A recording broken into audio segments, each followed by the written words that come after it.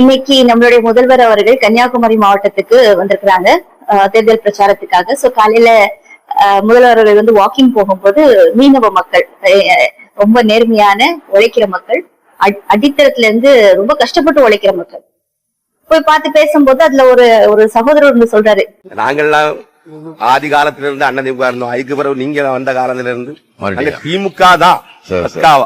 சரி, பண்ணிட்டோம். நம்பிக்கை கண்டிப்பா போடும்.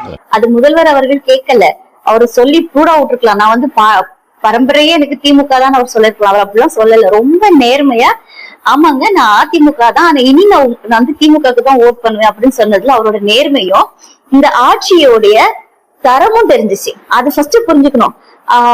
அதிமுக சொல்லிட்டு இப்படி சொல்லிட்டாரெல்லாம் நினைக்க முடியாது. சோ மாற்று கட்சிக்காரங்களையும் நேசிக்க வச்ச ஒரு முதல்வர், மாற்று கட்சிக்காரங்களும் ஃபீல் பண்ண வச்ச ஒரு முதல்வர். நம்ம எங்களுக்கு ஓட் படம் போயிட்டோமே அப்படின்ற ஒரு முதல்வர் எனக்கு தெரிஞ்ச முதல் முறையா என்னோட ஜெனரேஷன்ல நம்ம பாக்குறோம்.